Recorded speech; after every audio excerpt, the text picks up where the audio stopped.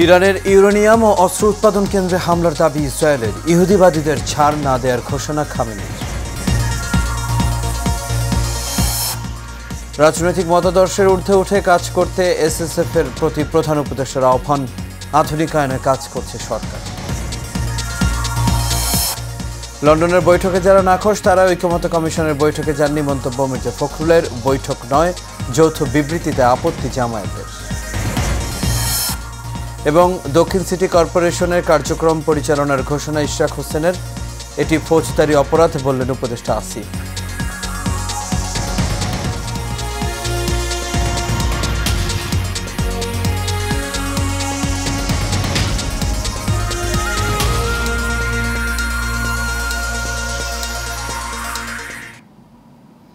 সবাইকে স্বাগত এশিয়া নিউজে। দর্শক, পুরো সংবাদ জুড়ে আপনাদের সঙ্গে আছি আমি আনোয়ার রাজা। তখন শুনছেন বিআরবি কেবল ইন্ডাস্ট্রিজ লিমিটেড সংবাদ শিরোনাম। এবার দেশের খবর। প্রধান উপদেষ্টা অধ্যাপক মোহাম্মদ ইউনূস বলেছেন, স্পেশাল সিকিউরিটি ফোর্সের প্রশিক্ষণ, অস্ত্র ও সরঞ্জাম আধুনিকায়নের প্রক্রিয়া চলমান রয়েছে। সকালে স্পেশাল সিকিউরিটি ফোর্স এসএসএফ-এর ৩৯তম প্রতিষ্ঠা বার্ষিকী অনুষ্ঠানে তিনি এই কথা বলেন। নিরাপত্তার খাতিরে এসএসএফকে বিভিন্ন ধরনের সীমাবদ্ধতা আরোপ করতে হয়, যা অনেক সময় জনভোগান্তি সৃষ্টি করে থাকে। মন্তব্য করে প্রধান উপদেষ্টা বলেন, এসএসএফকে যতটুকু সম্ভব জনভোগান্তি পরিহার করার ব্যাপারে নির্দেশনা দেয়া হয়েছে। জনবিচ্ছিন্ন না হয়ে বরং জনসংযোগ ও নিরাপত্তার মেলবন্ধনের মাধ্যমে রাজনৈতিক মতাদর্শের ঊর্ধ্বে গিয়ে এসএসএফ তার ওপর অর্পিত সব দায়িত্ব সফলতার সঙ্গে পালন করবে বলে আশা প্রকাশ করেন প্রধান উপদেষ্টা। আধুনিকায়ন প্রক্রিয়া চলমান রয়েছে।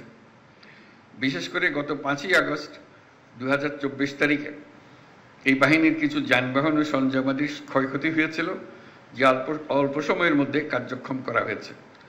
পাশাপাশি বাহিনীর আভিযানিক কার্যক্রম আরও বেগবান ও কার্যকরী করার লক্ষ্যে অত্যাধুনিক অস্ত্র সরঞ্জামাদির ব্যবহার ও দেশে বিদেশে উন্নত প্রশিক্ষণ গ্রহণের মাধ্যমে প্রতিটি সদস্যের সক্ষমতা বৃদ্ধির প্রক্রিয়া অব্যাহত রয়েছে।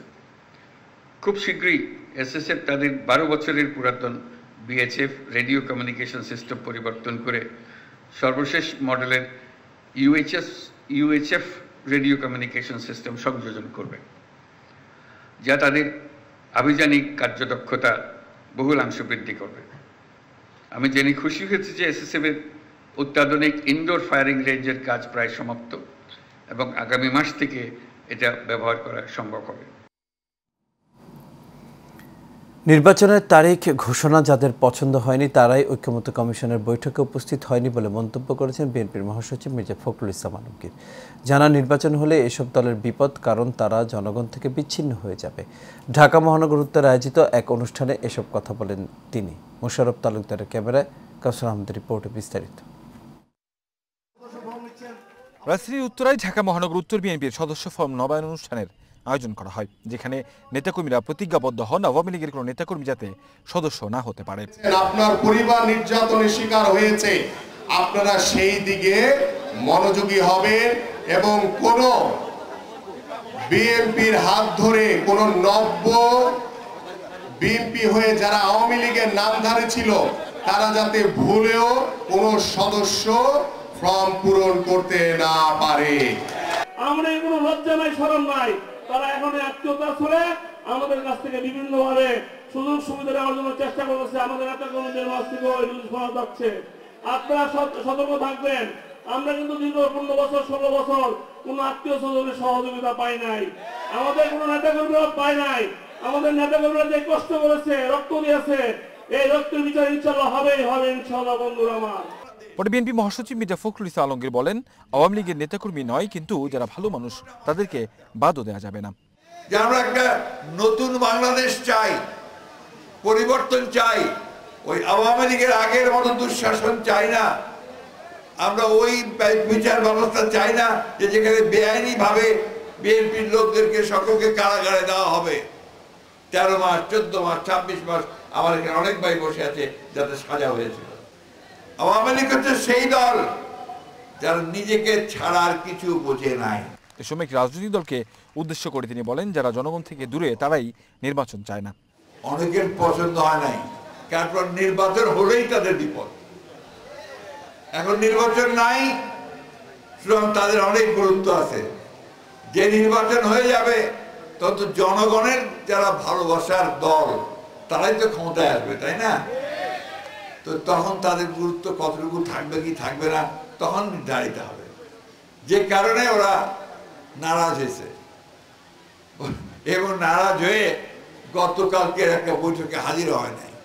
দখল ও চাঁদাবাজি করে আওয়ামী লীগের পুনরাবৃত্তি যাতে না হয় সে ব্যাপারে সবাইকে সজাগ থাকার আহ্বান জানান মির্জা ফখরুল।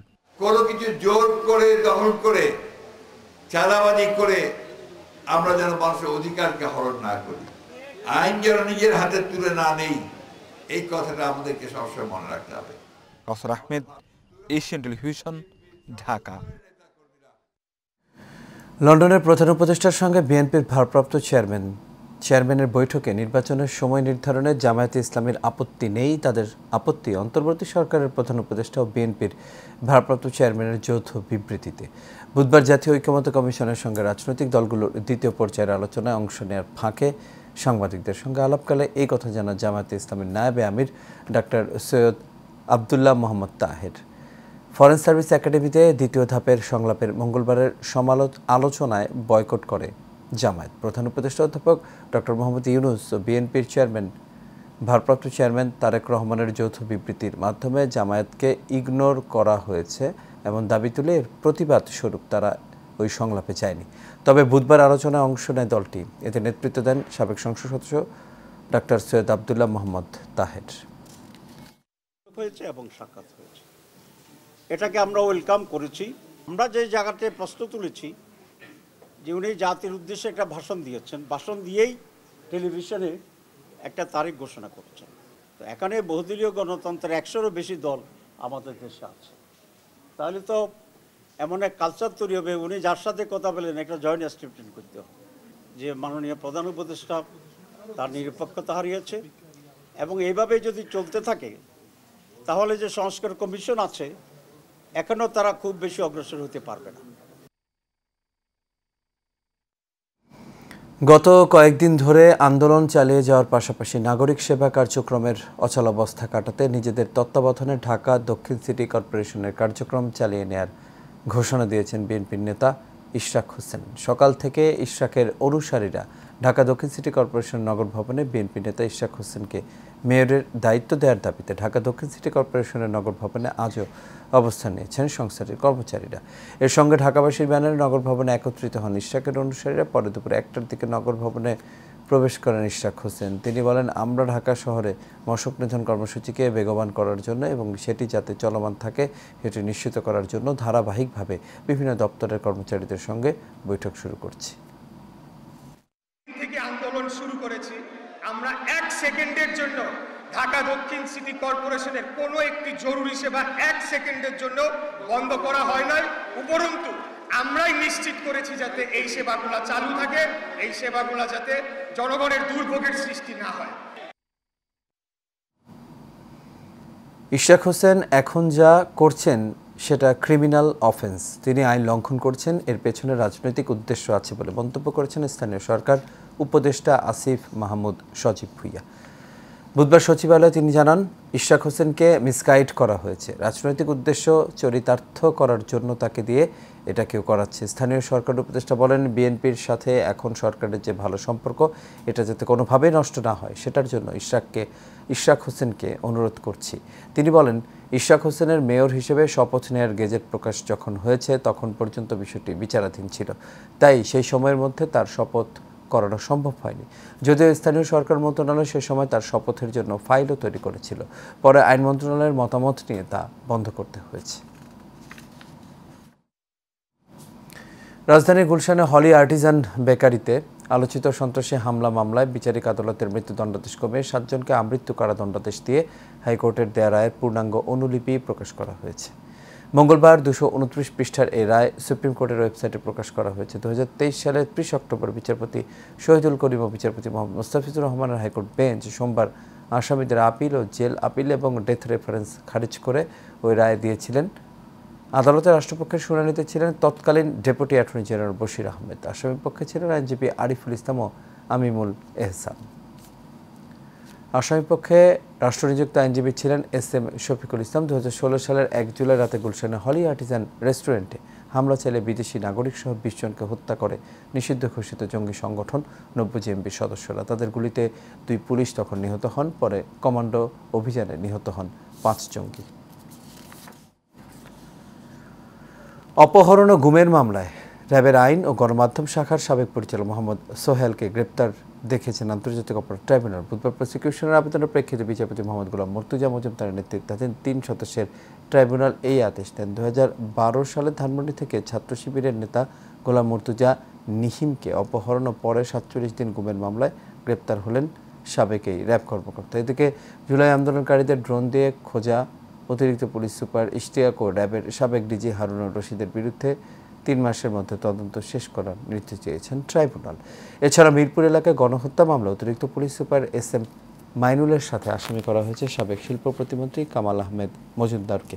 আগামী 15 সেপ্টেম্বর তাকে ট্রাইব্যুনালে হাজির করতে বলা হয়েছে। মামলার তদন্ত প্রতিবেদন দাখিলের দিন ধার্য ছিল। প্রসিকিউশনের পক্ষ থেকে একটি আবেদন করা হয়েছে, কারণ তদন্ত সংস্থা এখনও তদন্ত কার্য সম্পন্ন করতে পারেনি। যেহেতু মিরপুর একটি বড় এলাকা এবং সেখানে অসংখ্য ছাত্র জনতাকে হত্যা এবং নির্যাতন করা হয়েছে, সেজন্য মামলার তদন্তের জন্য 3 মাস সময়ের আমরা আবেদন করেছিলাম। আমরা আশা করছি যে আরও কম সময়ে তদন্ত সংস্থা তদন্ত কার্যক্রম সম্পন্ন করবে। মাননীয় ট্রাইব্যুনাল আমাদের উক্ত আবেদনটি মঞ্জুর করে 3 মাস সময় দিয়েছেন আমাদের। রিয়ার অ্যাডমিরাল সোহাইল ওনাকেও আজকে ট্রাইব্যুনালে হাজির করা হয়েছিল। তার বিরুদ্ধে এর আগে প্রোডাকশন ওয়ারেন্টের আদেশ ছিল, সেই প্রোডাকশন ওয়ারেন্টের আদেশ মূলে আজকে তাকে এই মামলায় শোন অ্যারেস্ট দেখিয়ে কারাগারে প্রেরণ করা হয়েছে। সুনামগঞ্জে পুকুরের পানিতে ডুবে বুশরা আক্তার ও ফাতেহা বেগম নামের 2 শিশুর মৃত্যু হয়েছে। স্থানীয়রা জানা পৌর শহরের খাইমতলী এলাকা থেকে সদর উপজেলার হরিণাপাটি গ্রামে মামার বাড়িতে বেড়াতে যায় ফাতেহা বেগম। পরে বুশরা আক্তারের সঙ্গে পুকুরে গোসল করতে নামে ফাতেহা। এক পর্যায়ে 2 শিশু পুকুরের পানিতে ডুবে নিখোঁজ হয়। পরে স্থানীয়দের সহায়তা পরিবারের লোকজন তাদের উদ্ধার করে সদর হাসপাতালে নিয়ে গেলে চিকিৎসক তাদের মৃত ঘোষণা করেন। এবার ভিন্ন প্রসঙ্গ। জাতীয় সংসদ নির্বাচনকে সামনে রেখে নির্বাচন কমিশন ব্যালট প্রকল্প এর আওতায় জাতিসংঘ উন্নয়ন কর্মসূচি UNDP ও অস্ট্রেলিয়ার সঙ্গে একটি চুক্তি স্বাক্ষরিত হয়েছে নির্বাচন কমিশনে। বিকেলে আগারগাঁওয়ে নির্বাচন ভবনে এক অনুষ্ঠানে এই চুক্তি স্বাক্ষরিত হয়। অনুষ্ঠানে উপস্থিত ছিলেন প্রধান নির্বাচন কমিশনার AM নাসির উদ্দিন, UNDPর আবাসিক প্রতিনিধি স্টেফান লিলার এবং অস্ট্রেলিয়ার high commissioner Susan Riley. EC senior সচিব আক্তার আহমেদ জানান, ব্যালট প্রকল্পে মোট 18.53 মিলিয়ন মার্কিন ডলার সহায়তা দেবে UNDP। এর মধ্যে অস্ট্রেলিয়ার প্রথম দেশ যারা $2 বিলিয়ন অস্ট্রেলিয়ান ডলার প্রতিশ্রুতি দিয়েছে। EC আশা করছে অন্যান্য আন্তর্জাতিক উন্নয়ন সহযোগীরাও এতে অংশ নেবে এবং এটি বাংলাদেশের ইতিহাসে অন্যতম সেরা নির্বাচন হিসেবে চিহ্নিত হবে। প্রজেক্টটা ডিভাইডেড। এখন এটা সম্পূর্ণ UNDPর এই পুল ফান্ডটা তৈরি করছে এবং আমরা আশা করি যে এটাকে একটা বেস্ট ইউটিলাইজেশন হবে। এটার সাথে ইলেকশন। আর এর সাথে শেষ করবে এশিয়া নিউজ। তবে যাবার আগে BRB কেবল ইন্ডাস্ট্রিজ লিমিটেড সংবাদ শিরোনামগুলো দেখে নেবে দর্শক আরও একবার।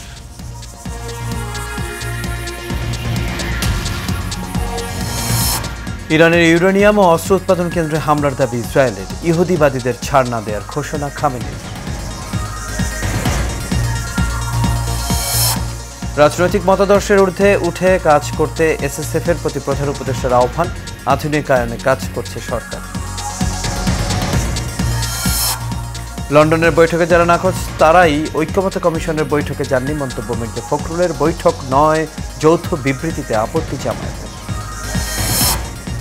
এবং দক্ষিণ সিটি কর্পোরেশনের কার্যক্রম পরিচালনার ঘোষণা ইশরাক হোসেনের, এটি ফৌজদারি অপরাধ বলেন উপদেষ্টা আব্দুল।